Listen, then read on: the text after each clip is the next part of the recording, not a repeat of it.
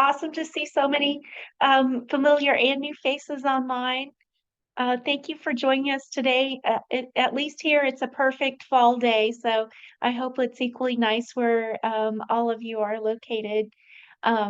It's an exciting day in my household. It's my senior has pajama day today, so a lot of excitement and fall going around. Um, with that, I just again, we're so excited to move forward with our Better Behavior Together series with Telehealth ROCKS. I'm fortunate to be the leader for the Telehealth ROCKS program with Robert and the amazing team. It's a federally funded program that focuses on school-based behavioral health, including programming that we're sharing today. I just have a few reminders with you all joining us today. Just a reminder that the session's being recorded and we'll send it out afterwards. Your microphones have been muted. You can use the chat or unmute to ask questions, and we'd love to hear from you. So please do both of those things. We love questions throughout. Your certificates of attendance will be emailed after the session, and we appreciate it really helps us if you type in your first and last name in the chat so that we can get the certificates to you quickly. With that, I'll hand off to Melissa to get us rolling with today's content. Fantastic. Thanks, Evelyn. And welcome, everyone. Happy Thursday. I am thrilled to be here with my colleagues to launch our Better Behavior Together series this fall. So just as kind of a big picture reminder, we have our introductory session today, and then we will be having a 3-part series that'll start here in a couple weeks. We'll touch on that a little bit later. But first, just wanted to say hello. My name is Melissa Maris. I'm a clinical community psychologist based out of Missouri. Don't hold that against me. I am thrilled to have worked with Evelyn and her team serving Kansas, Missouri, and a wider area for the last few years now. And it's been really a pleasure, in particular, to do these kinds of presentations where we get to talk to folks who are really boots on the ground, doing the good work to try to share some information with you, learn from you, and then we can learn together. I'm also joined today by Alexis McMillan and Evelyn, of course. And so thank you so much for being here. We can go to the next slide, Christy. So just a couple disclosure housekeeping pieces. In terms of project disclosures, we have none. And in terms of mitigating potential bias, we are always looking to share the best of what we know from science and from evidence. And also practice-based evidence, so what works in terms of what's published, but then also what works in your all's hands. If you ever have any questions about where we're drawing our information, the research that we're relying on, the science we're looking to, please feel free to reach out. We will send way too much information. We're also happy to talk about it if that would be easier. We love sharing this information as well as the background behind it. And so that is what we will be sharing today. And after the session, Christy and Evelyn already mentioned that we will send the slides and recording as soon as we can.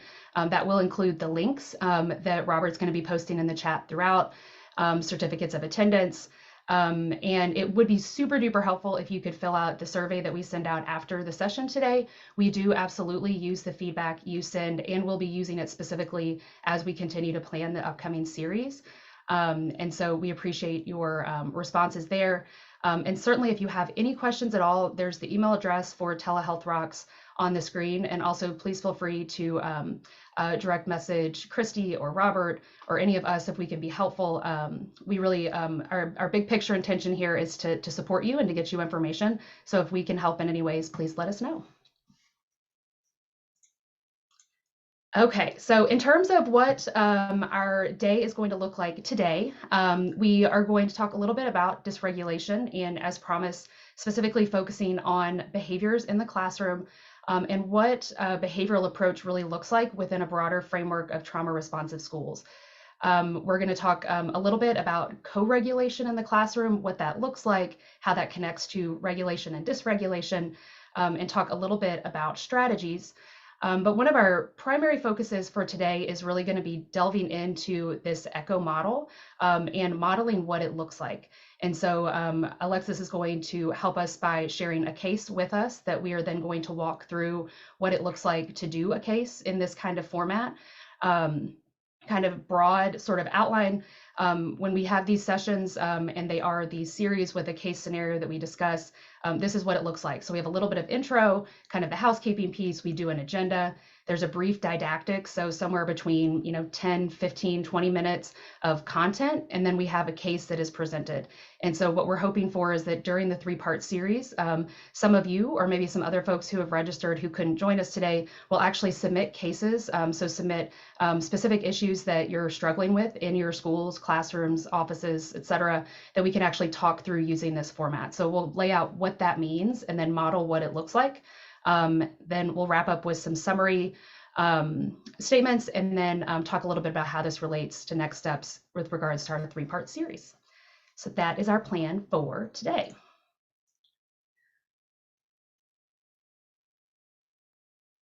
Okay, so we're going to get started with a word cloud. So the first word cloud question kind of and prompt is, what is another word for dysregulation? What's a word that comes to mind when you think about dysregulation? Is there a feeling word you associate with it? Is there a specific behavior? Do you just have kind of like a visceral gut response? And what Chrissy's going to do is put up, there's going to be a link and then also a QR code. So that you can actually just type in the word to respond to that, and then we'll see as they start to pop up. So Christy, did I miss any directions there?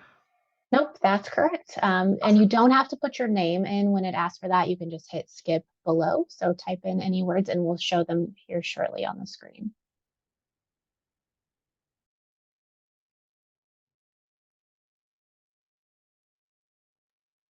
Okay, I'm going to hop now to the word cloud so we can see the words build. And Megan Hewitt, did you have a question about the word cloud? I saw you raised your hand.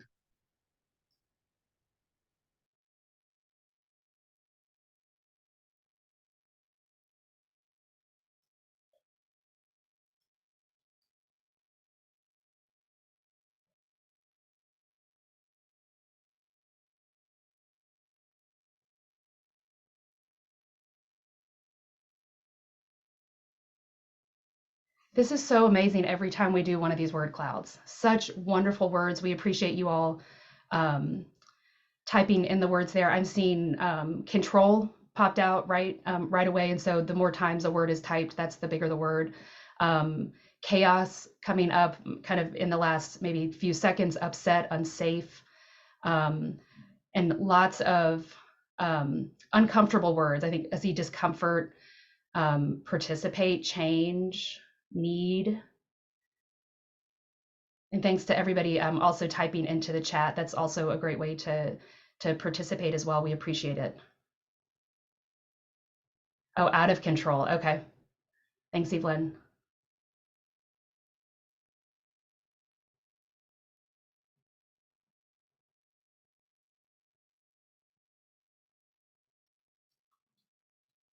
Let's give it another 5 seconds to see if anybody's still, oh, blah. I love it.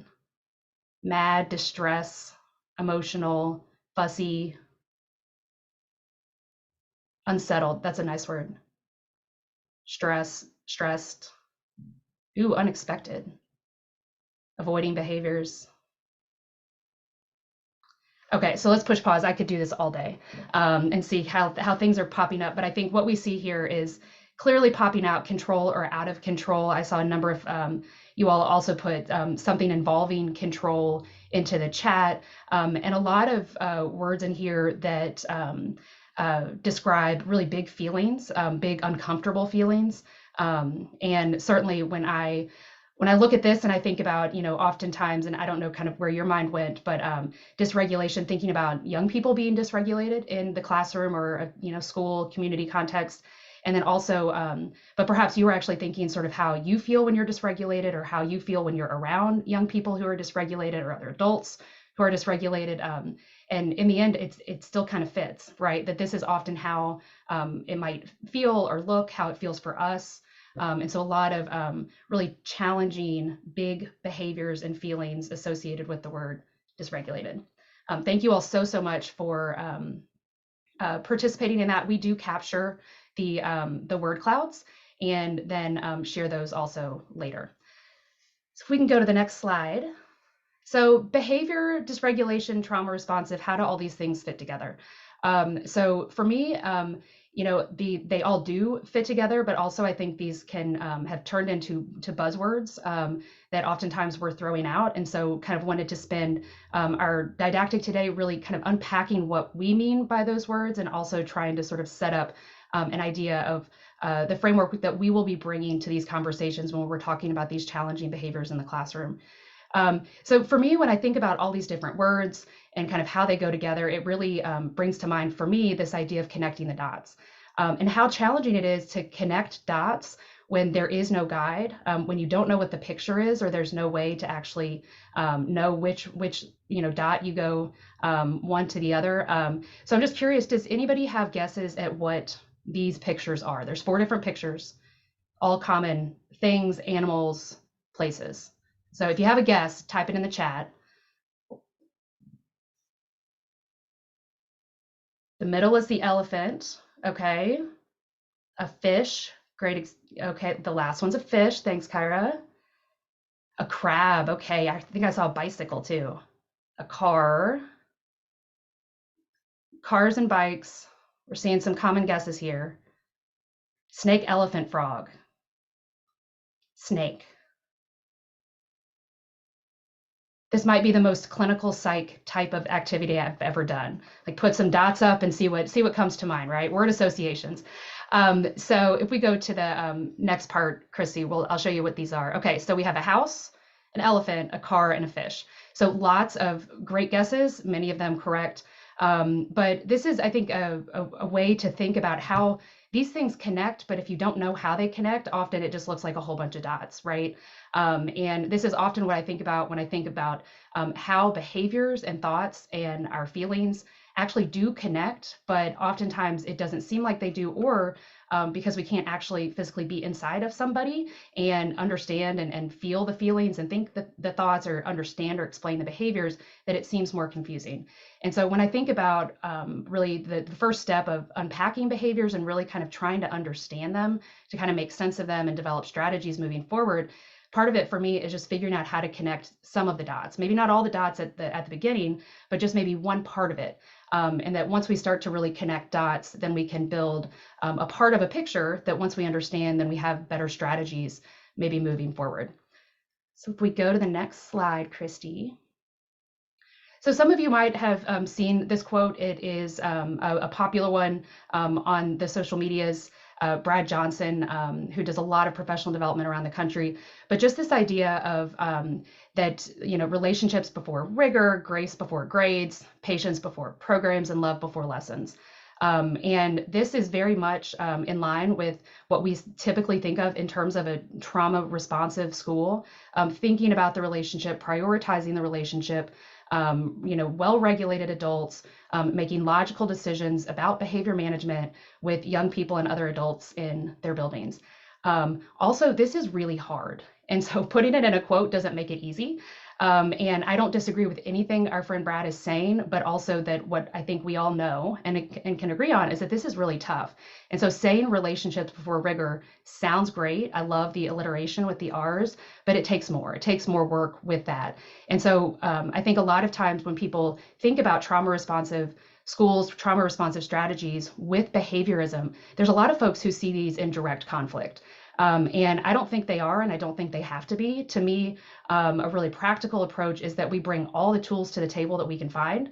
And so it means all of it. And also then trying to figure out, how do we start doing it? We're not going to be able to do everything, but where can we start moving forward with this? Relationships take time to build. So what do you do in the meantime, right? It's great to have this aspiration to give grace. It's also really hard moment to moment when there are really dysregulated, challenging, big, complex, unsettled, stressed behaviors, and they're responding to those. And so that's where I think part of it from a behavioral approach is starting to connect these thoughts, feelings, and actions to try to make a little bit of sense of it. So it's not that we're not paying attention to these other pieces, it's just that there's a lot to pay attention to. And oftentimes, I think this is the piece that comes along with it or is an overarching framework. But sometimes we need something that's a little bit more tangible. What do I do in this moment when this young friend does this? How do I respond? How do I increase a behavior or decrease it? And that's really, I think, where the behavioral approaches come in. Okay, so cognitive model, I couldn't leave us today without putting a triangle on the screen. And so this is the triangle that I'm choosing for today. So you all have probably seen this, the cognitive triangle or the CBT triangle, so cognitive behavioral therapy triangle, but it's essentially just a visual for what we were just talking about. So this idea that all of us all the time have our thoughts, our feelings, our behaviors, and that all of these three things are interacting constantly. Lots of folks have ideas about which one comes first, which one comes last, how they relate. I'll point out that even the best research has a hard time untangling this because a lot of this happens very, very quickly for ourselves and for other people. A lot of times it happens without our awareness or anyone's awareness. And so this looks really simple, but is also really tough. Two things to point out in terms of kind of some cheerleading for behavioral approaches. So one, and Christy, if you push next, I added animation just for fun to make your job challenging today. So one, behavior includes what we say and what we do. And so our behavior is our words and our actions. And then the next one, Christy, is that when we think about these three different pieces, and this continues to be an aha for me, and I try to continue to remind myself of this, is that when we look at behavior, that's where the greatest opportunity for change comes. So our own behavior and other people's behavior. And really a big piece of this is that it's really hard to control thoughts and feelings. It's hard to change thoughts and feelings. It is absolutely possible. It's something that we can work towards and work towards managing. But if we start and we are seeing a really big behavior, maybe a behavior that is not consistent with expectations, a behavior that's disruptive, we can stick with and think about the thoughts and feelings piece a lot. But really, when we focus on what we can actually change, the behavior is often the place to go to.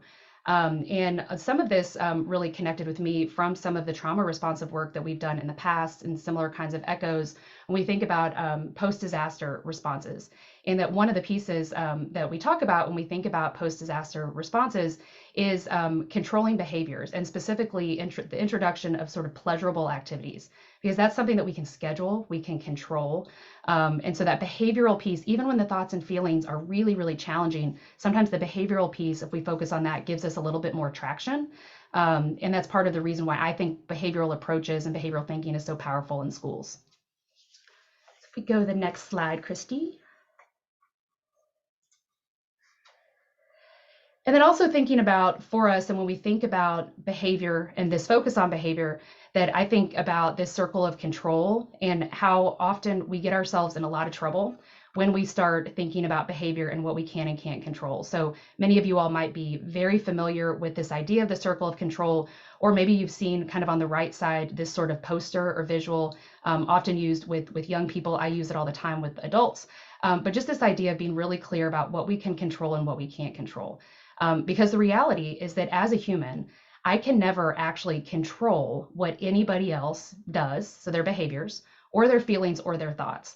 What I can control is me and what I do, maybe what I feel and what I think, but certainly it's me. I can control me. And so I think oftentimes we spend a lot of time in kind of this circle of concern space, especially when we're talking about really big disruptive behaviors. And so we spend a lot of time thinking about and worrying about and doing all those really human things in a space where we actually can't control anything. We can't even influence it. And so I think this is kind of a good reminder to focus on what we have, what we bring to the table, which is us. And in a classroom and in a lot of school contexts, the adults who's in charge, the teacher or the school counselor or the administrator, that's where we can focus, because that's what actually we can control. We can't make anybody else do anything. I can't make you do anything. I can create conditions that make it more likely maybe that a young person is going to do something or another, or that any of you might do something or not, but I can't actually control it. There's a broader space that I can influence, but there's also a lot of things that I can't control. And so for me, very practically speaking, investing energy where we can actually make change can be really powerful.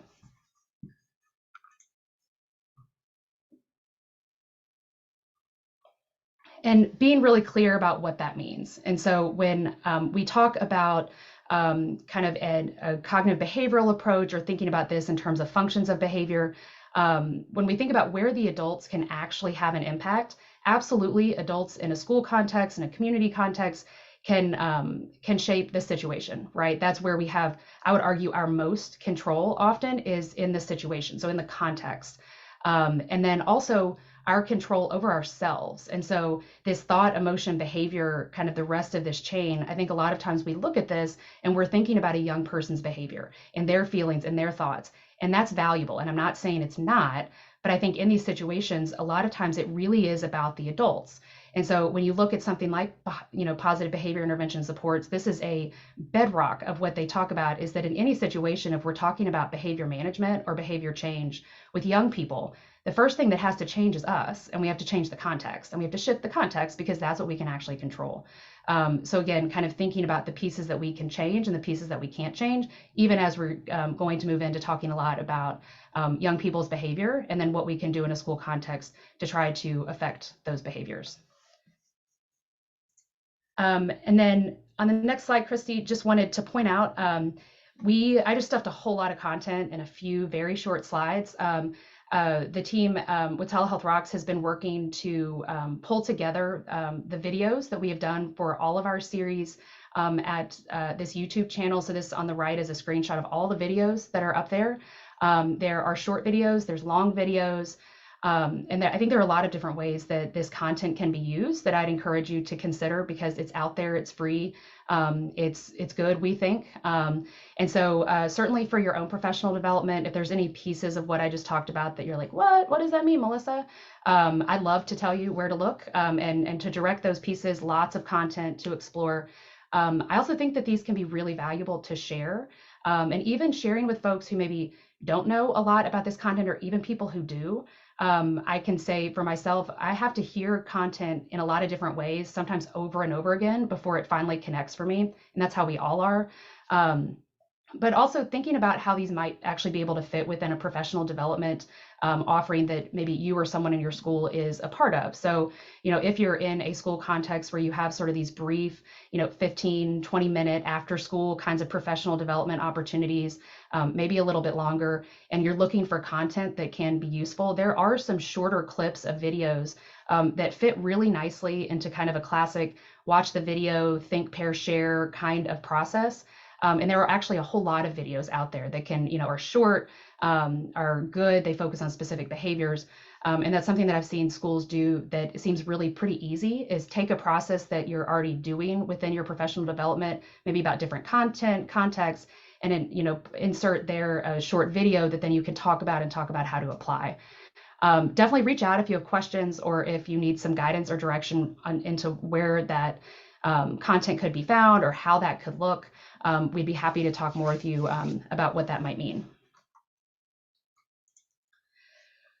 So I think with the behavior and thinking about behavior, there's, I think, a need to talk about this idea of the function of behavior. And we're going to be talking a lot about this in our series, and certainly later today as Alexis shares her case.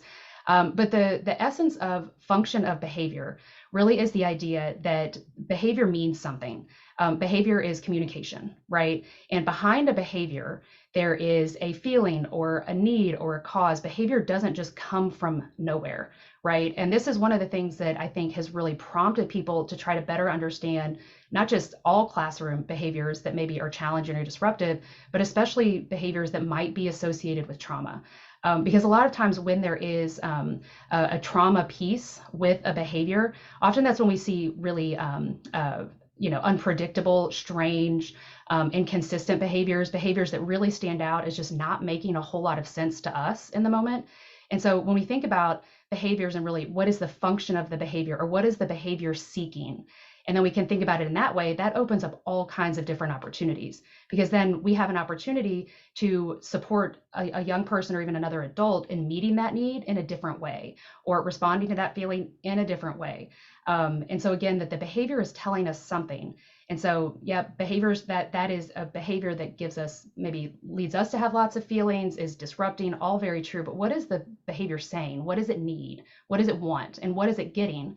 Because if it's continuing or it's increasing, it's getting something. It's getting attention, or it's getting a need met, or escaping. And when we talk about functions of behavior, that's really what we mean. And so if we go to the next slide, one of the ways that sometimes people talk about this is everyone eats, so EATS, and the idea that all of our behaviors are, composed of one or more of these functions of behaviors. So the behavior is either wanting to escape, it's wanting attention, it's wanting something tangible, or it's wanting something sensory related. And so this is saying that all of our behaviors, all of ours, even ours, that they have a function, they're seeking something. And so if we can understand that behavior, that can help in terms of expanding our toolbox so that we have more strategies to respond. I also think that through a trauma responsive lens, and this all fits together really nicely, is this idea that when there is a behavior, or when a young friend is having a really hard time, it's easy for us to personalize it, that they are giving us a hard time. And in reality, it may be hard for us. And I'm not trying to invalidate or diminish anybody's feelings or responses to how difficult it can be when someone else has a really big behavior. I think what's important to remember is that young friend is having a hard time. They're probably not giving you anything. They're probably really seeking something from you. It's just trying to figure out what they're seeking and how to get it to them in a way that behavior can actually then decrease or shift to something different. So the next slide, I just have this. You all can look at this later. I know there's a lot of... Melissa, I would ask really quickly. There was one question about the functions. I've seen a lot of people claiming control as a function, although I've never seen it listed. What do you feel about that? Yeah, that's a great question. And Alexis, I'd invite you you have a smile on your face. So I feel like maybe you have a ready response for this one. I think, can I put you on the spot, Alexis, or do you want me to? Well, as a fellow school psych, I also had taken note to that when I saw eats left out control. But every time I have been in a problem solving session where control has come up as the function of behavior, I don't love that, just because I feel like we lean on that a lot, and it really narrows down where we're focusing and doesn't leave a lot of room for all of the other functions. Kind of puts it on the kids. So I don't know, that's my experience with that function of control being part of the narrative and conversation and problem solving. Yeah, thank you, Alexis. I appreciate you hopping in there, and I agree wholeheartedly. I think, to me, starting to talk about step one is starting to talk about functions of behavior, right? And so whatever anybody brings to the table, let's have a conversation. Whatever anybody says they think the function of behavior is. I think that control is one that I hear a lot more now. It used to be almost always attention. So attention-seeking behaviors, and there's a lot of conversation about attention. Sometimes there's a shift to a real focus on sensory almost exclusively. But I think the trick and kind of the magic of functions of behaviors is to try to figure out how it can connect into these 4 different areas. And again, as Alexis was pointing out, we can't force anybody to do anything. I can't make a kid or make a child change their behavior. I can't make you change your behavior. And so understanding the function, I think, and trying to really shift it to what can I as the adult, what can we as the adults kind of change in the context is really helpful. I think that control can be a good starting place for a conversation, but I would probably in conversation try to encourage further elaboration to figure out control of what, control of, and why. Like what is going to happen? Are they avoiding? Are they controlling the situation so they can avoid this hard feeling? Are they controlling the situation so they can get out of something? There's avoidance, right? Are they controlling it so they can get something tangible? And so those kinds of pieces, I don't think that as humans, the vast majority of us have a function. I don't think control is a function of behavior ultimately. I think there's something else beyond that, even if it looks a whole lot like control. I think as adult humans, and I'll use my I voice here, I think I often control things because I'm really nervous or I'm afraid. And so when I go to that feeling, afraid of what? I'm afraid that I'm going to lose something. I'm afraid that someone, like I'm afraid that I'm not going to be able to get out of this, something like that. I'm afraid I'm going to get negative attention. And so kind of thinking about it in that frame. But thank you for that question. And let's definitely elaborate on that some more too, moving forward. Okay, Christy. So 2 quick things and then a few quick things, and then we're going to shift into talking about Alexis's case. I've thrown a lot of content at you, and so I get overwhelmed with the content, and so I kind of try to always come back to these 2 really basic things. And it's this: being consistent and predictable by far is, and I think always will be, the most effective strategy when it comes to behaviorism, trauma responsive, et cetera. You take anything, and I'm going to say start with being consistent and predictable. We all thrive better in a consistent and predictable environment. And I have the Roomba here just because I think it's a really helpful analogy of kind of how we all are, and especially young people are in terms of development. And so, with the Roomba, you put it in the middle of the room, you push go, it spins around, and it cleans until it bumps up into something. And so the Roomba doesn't work if there's not something to bump into. It doesn't know when to turn around. And for young people, that's development. Those are expectations. Those are rewards and consequences. That's the way the world is ordered and structured. And we all do that. Nobody wants to pay their taxes. Nobody gets up in the morning and says, yes, absolutely, I want to do this one meeting at work. But we do that because there's structures that push us and point us into the right direction. So consistent and predictable, so incredibly important. And then also this piece, when we start talking about behaviors and trying to better understand behaviors, really quickly, it's easy to fall into this, well, you're just making an excuse. And so just being very clear that explaining does not excuse. And so understanding does not mean that we stop at understanding and we say we can't do anything about it. To me, understanding is a way to move forward and better identifying different strategies that we could explore. Okay, so second word cloud, it's going to seem a lot like the first, except we're going to move in a little bit of a different direction. So the first one was dysregulation, and a word that you think of. What about regulation? What is a word that comes to mind of, a feeling, a behavior, a thought, kind of a gut response? What comes to mind when you think about the word regulation? So go ahead and click on the link or scan the QR code with your phone. And then we'll see what kind of pops up here. And I think it'll be a nice contrast when these slides come out later to see the comparison between dysregulation and regulation. And I hope I didn't just unduly influence your word that you're putting in there and bias the word cloud. Safe, calm. Ooh, nice. Thanks, Lacey. Homeostasis. Skills, intentional, peaceful. Control, relaxed, centered, adaptive, engaging. Ooh, upstairs brain. Love it. Our wizard brain versus our lizard brain. Feeling centered, ready to learn. Yep. Intentional, coping, heard, stable. These are great. Focused, absolutely. And so I think, thank you all so much for popping in there. And we'll shift back to the presentation. But I think, clearly, so the first one we had, out of control, a lot of disruptive, challenging kinds of behaviors. And then with the regulated one, a lot of calm, safe, focus, control. And I think this is the whole point, right? We're all here because we want to support young people in engaging in the educational context and benefiting from instruction and learning. And we know that a calm brain is going to be better able to take in information. It's going to retain it more easily. It's going to support all of the humans who are in a school to get along with each other and to support each other in those processes. And so it really is, regulation is super key.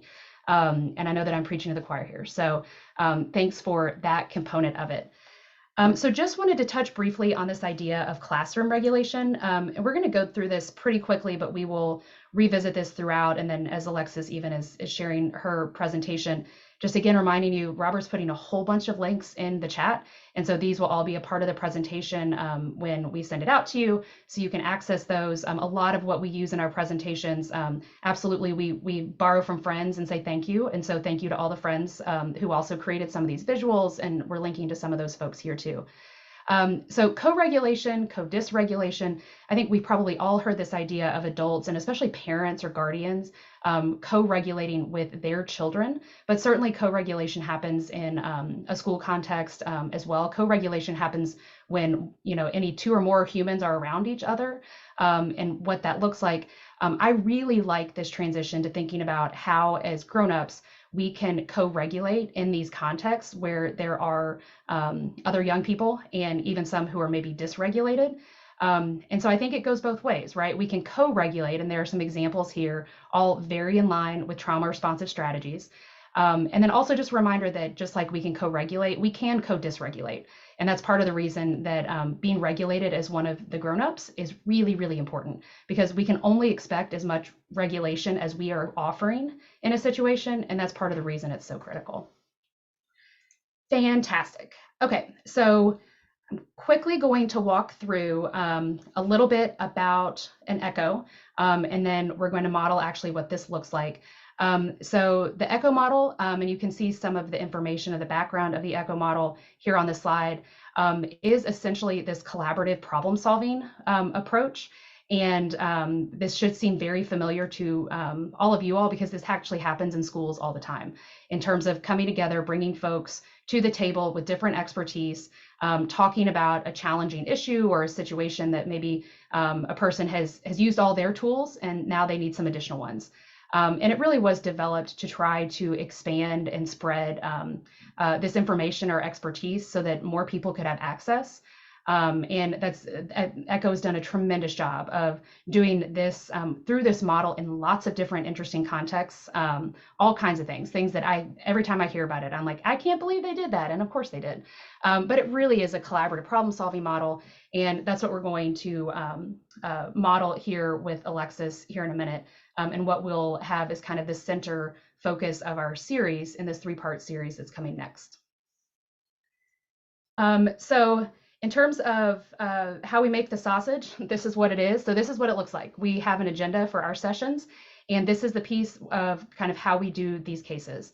And so with each of our sessions, and these are really all of our echoes that have this case scenario component, we have this short didactic, and then we shift to a case presentation.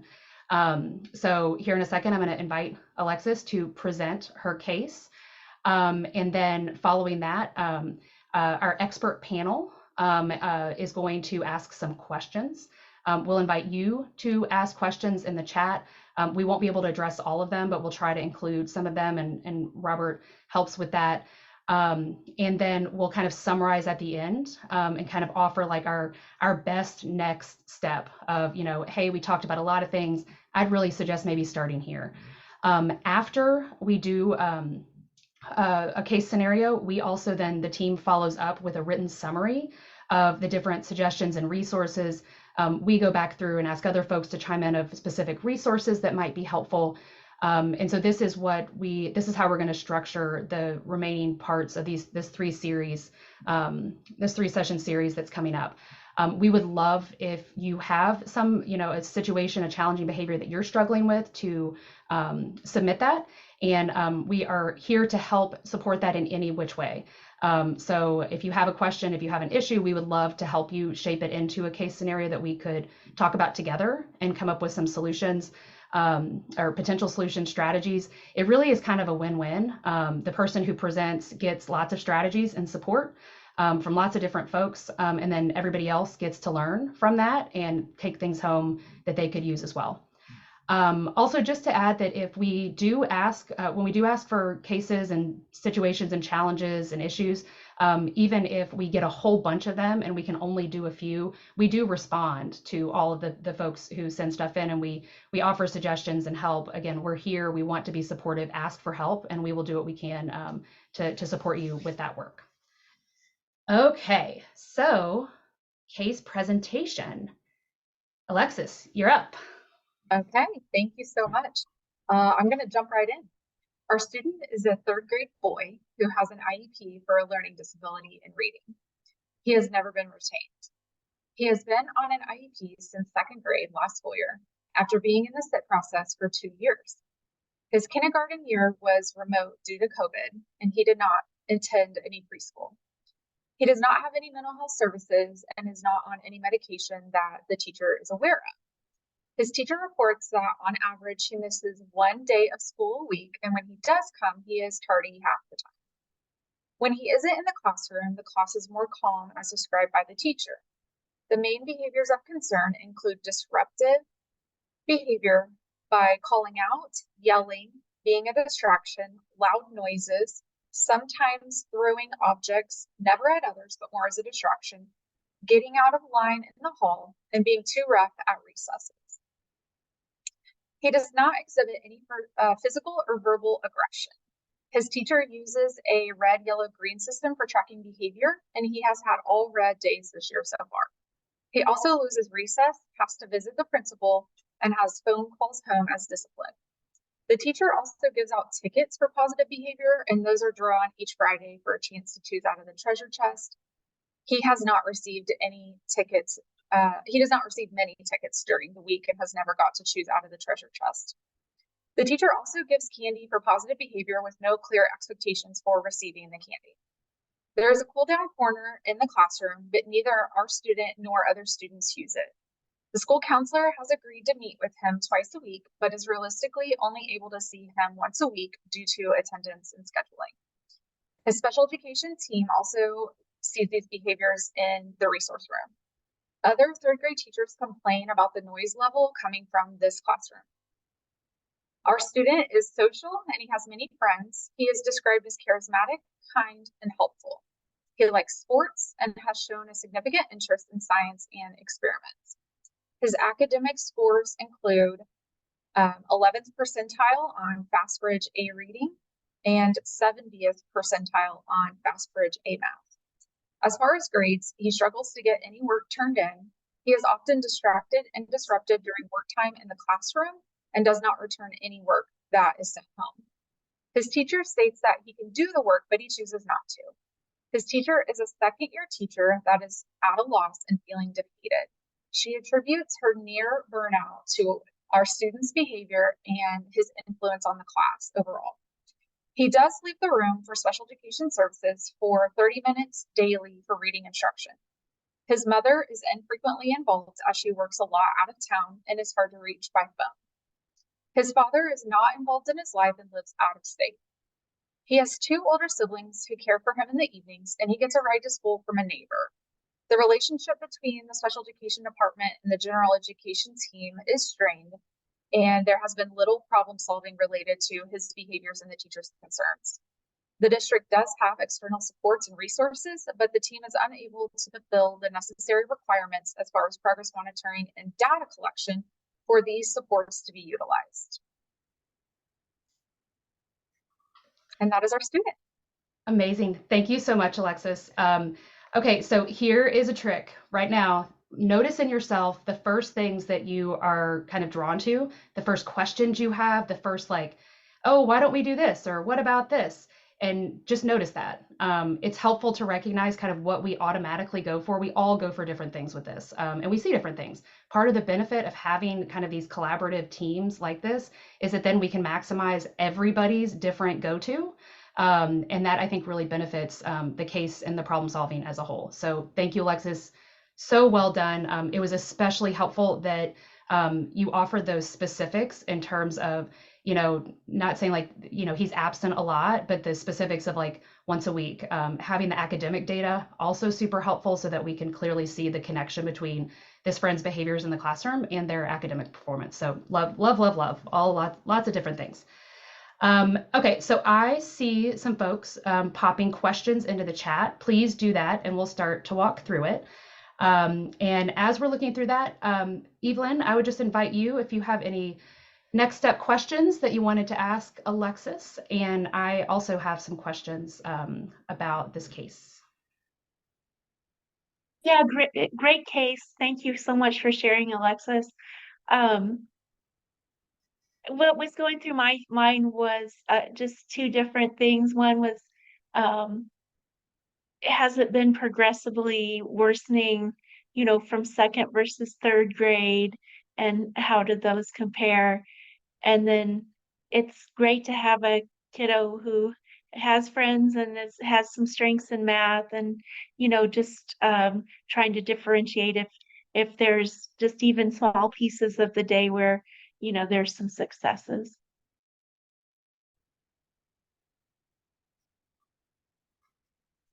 So the SIP process for him being evaluated for special education was only centered around academics. He did have a veteran teacher last year.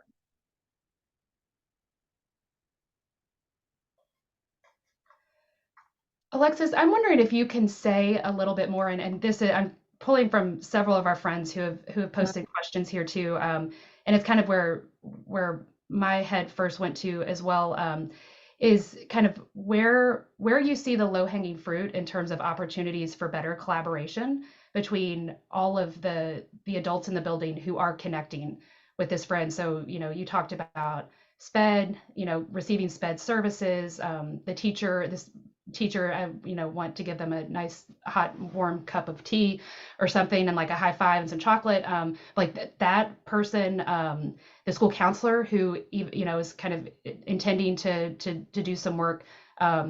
So in terms of this context better than any of us do, so do you see some clear places where that it could be like kind of an easy, not an easy, but like a place to get some traction? I'm also seeing that in some of the questions of like, how do we get some movement in some direction so that then we can start building from that?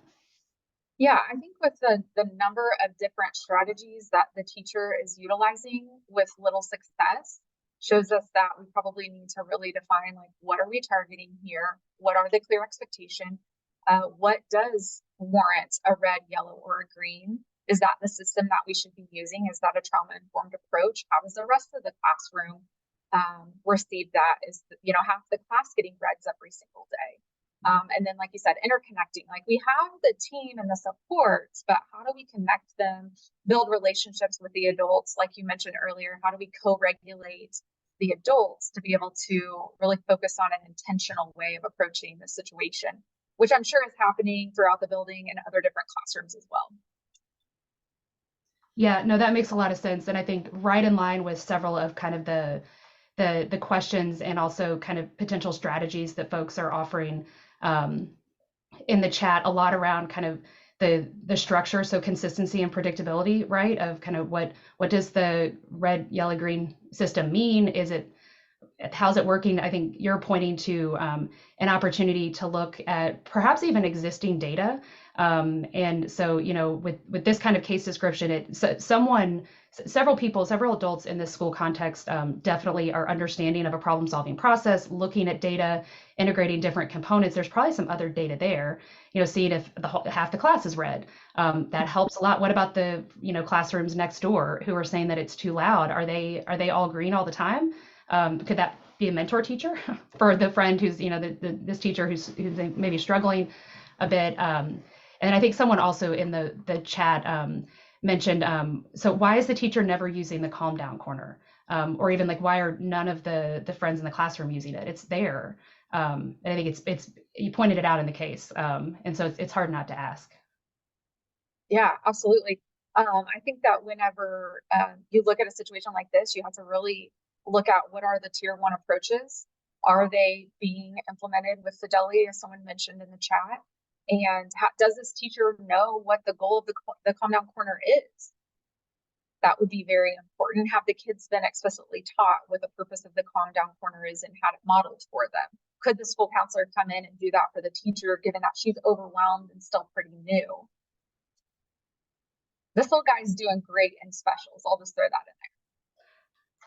So interesting. And several folks who have asked, I would frame it as like a strengths-based question. You highlighted a number of strengths that he has in kind of your case description, Alexis, but also, he's doing great in specials. That's interesting.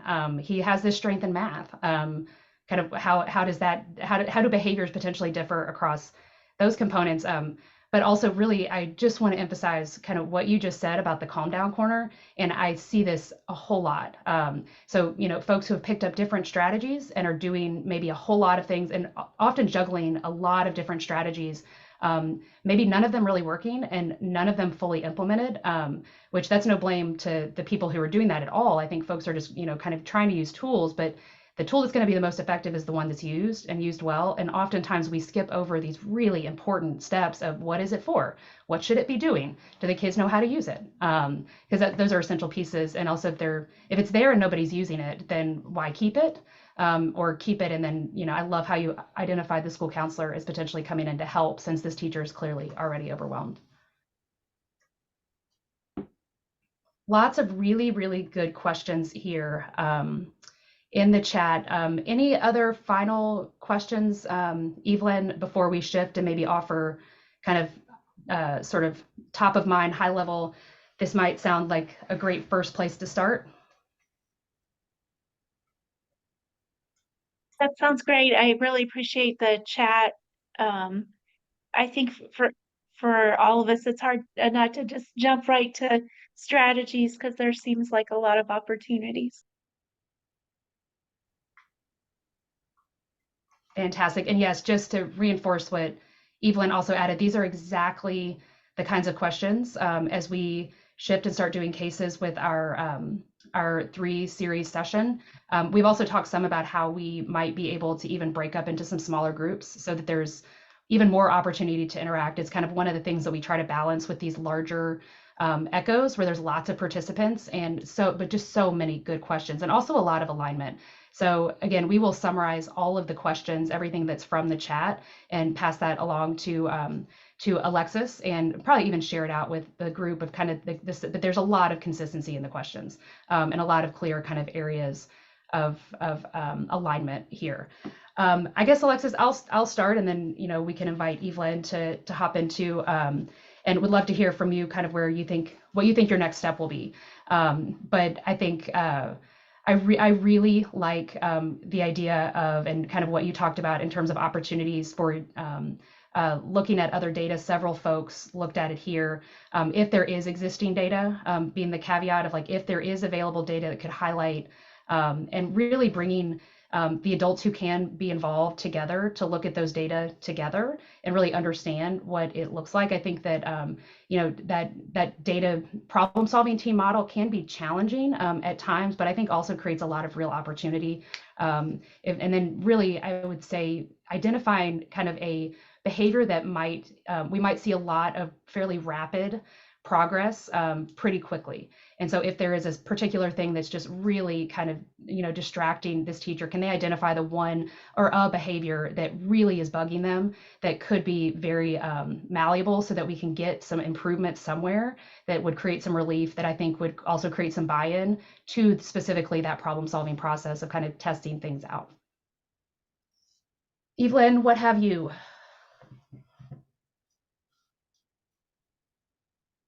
Yeah, that really resonates. I think where I've made a mistake with a child like this with lots going on is trying to tinker with too much at the same time. So I appreciate what you're saying, talking with school and mom and family and trying to come down to that one behavior we want to try to focus on first. It's always a good sign when Evelyn agrees with someone. So I love it. Thanks, Evelyn. Yeah, and also we obviously, so this is very indicative of echoes that this moves really fast. There's a lot of pieces, little nuggets here that we didn't even address, the siblings, the adult involvement with the school, parents, guardians. And so really appreciate everyone chiming in. Evelyn, thank you for your thoughts and your questions. Alexis, any thoughts on sort of next step? Yeah, so I have been very fortunate to be a part of the process of integrating community health workers in the school environment. And so, I didn't touch on basic needs. We know he's being cared for by older siblings and being brought by a neighbor, but, could addressing some very basic needs at the beginning of a school day help to regulate, kind of bring down some of that like hyperactive behavior or attention-seeking behavior. Oh, Alexis, I love it. And yes, essential, right? You go to the basics, and absolutely that it's here in terms of this friend being absent so often, coming tardy. Like, how does the day even start? And maybe missing, if this friend is tardy, are they missing breakfast that they could get breakfast at school? So like those essential needs and utilizing the community health worker. I love that. And you're also, Alexis, getting lots of thoughts, recommendations, sort of next steps in the chat. Please continue to toss those in there. We'll make sure that those get compiled and circulated. I think this really hopefully illustrates the benefit and the value add of this kind of approach to training and webinars, that we can collectively come together and learn something, and then also tangibly kind of offer something, do something that really can have an impact in sort of the real world that you all are navigating day in, day out.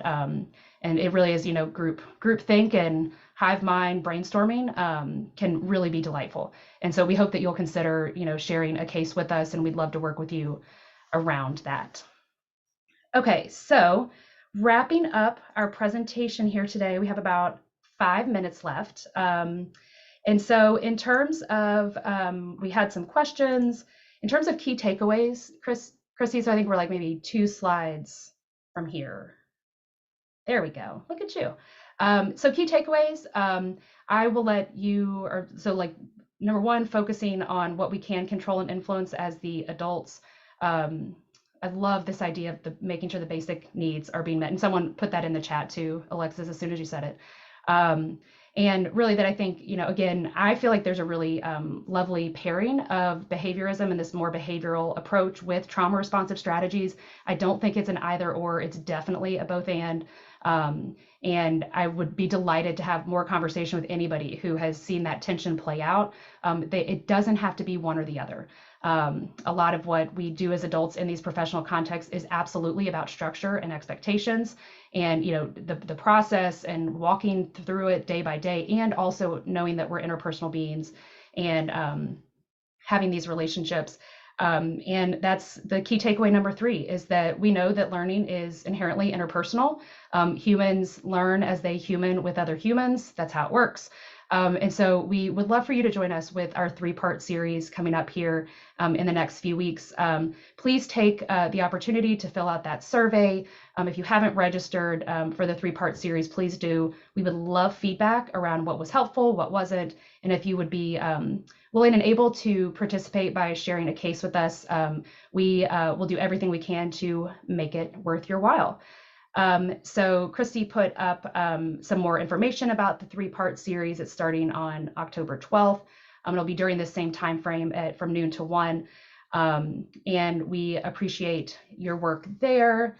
And I think that might be the last slide.